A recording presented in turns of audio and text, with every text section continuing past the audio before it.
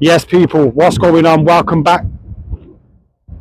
Yes, people, what's going on? Welcome back to the channel. Hope you guys are all doing well. I am stood outside Old Trafford right now after Manchester United 2, Leicester City 1 in the last 32 of the FA Cup. We are through to the round of 16, but boy, I'm just stood here feeling mighty relieved right now. And the relief comes from the fact that I don't have to sit through another half an hour of that crap from Manchester United and Leicester. It was an appalling game of football, and another appalling game of football for Manchester United here.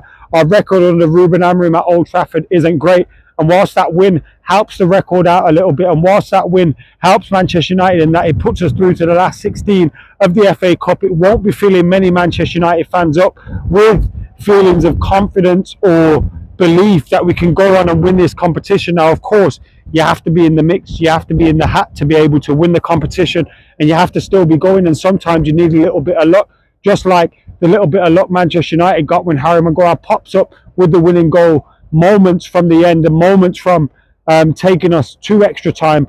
Obviously, you need a little bit of luck sometimes to win these cup competitions. But if we play like that against some of the teams that are left in this competition, Manchester United will go out. Today, we're playing against the Leicester City side, who are probably going to go down in the Premier League. And whilst we love Ruud van Nistelrooy, look, the team's going down. And Manchester United's performance today was poor. And I don't even think Leicester City played well. I don't even think there were many moments where I was feeling worried about what Leicester City had about them. Their goal came from an opportunity which Manchester United shouldn't have allowed them to have. You know, they get a goal, a shot on goal, and Honor saves it, and Bobby Reeve is there to put in the follow-up. But apart from that, Leicester City didn't really put us up with many problems. But Manchester United just didn't really create anything, didn't really look like scoring, didn't really look like creating those opportunities to put us through to the next round. And it looked like it was a game which could just roll on and end up going to extra time. Fortunately for us, Joshua Zirkzee came on at half time for Patrick Dorgu. Now, Patrick Dorgu making his debut here today at Old Trafford. I don't think he was particularly bad. I think there was some good signs from him. It was a game competitor. He was getting forward a lot. He was winning challenges. He was trying to make things happen as a wing back. Now, I think I'd like to see him on the left-hand side because I thought that's where we brought him to play. You know, you can play Mazraoui or Diogo Dalot on the right-hand side in their most comfortable position.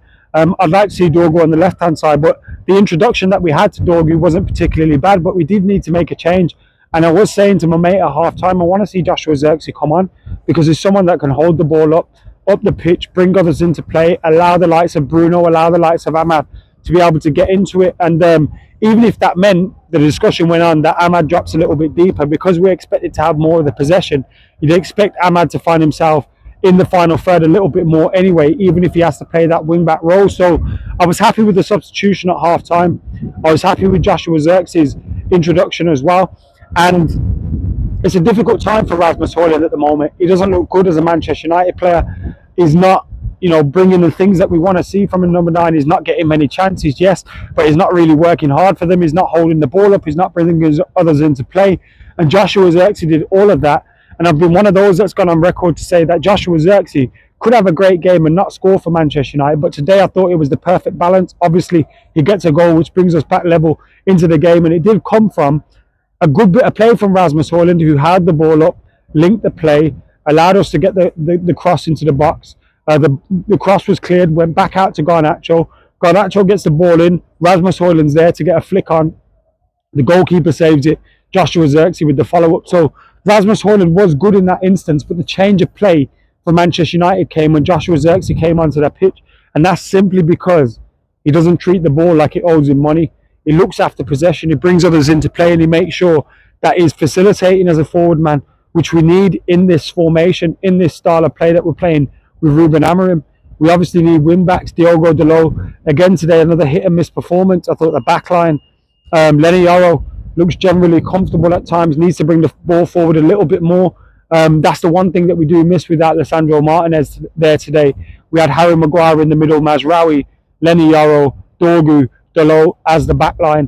Obviously, you're probably going to see Matthijs de Ligt more often than not. Maybe with Lenny Yoro, maybe with Maguire, or Mazraoui could be brought in as a right or left centre back, as we've seen with him. I thought Mazraoui was okay. Harry Maguire with a big winning goal for Manchester United there as well today against his former club. It was kind of poetic in the end.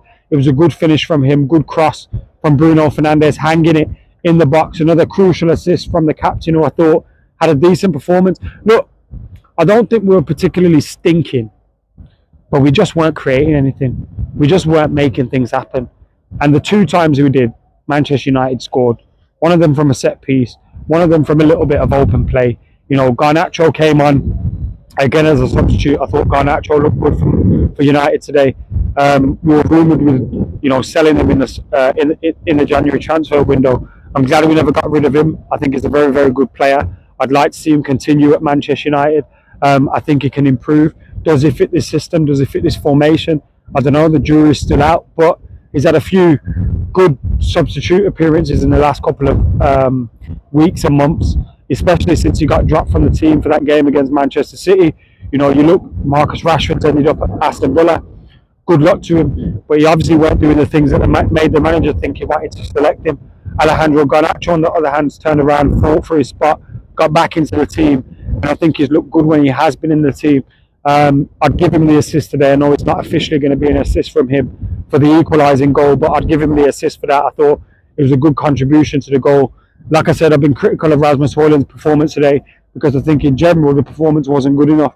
But again, in the build-up to the first goal, it was pretty good. We got to see him and Xerxes on the pitch together. Is that something we'll see more often with, you know, giving us someone like Højlund who can run into the lines, who can press when Joshua Xerxes is getting onto the ball, and maybe finding the passes to bring him into play a little bit more.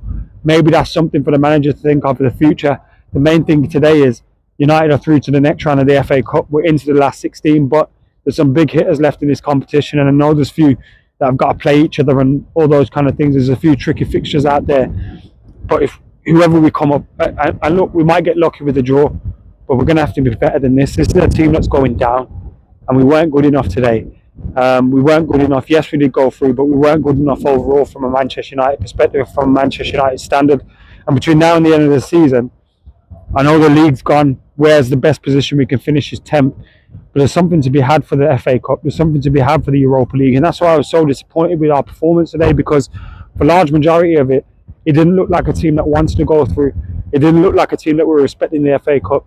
It didn't look like a team that, you know, believed that they could go on and win a competition. And yes, we got through.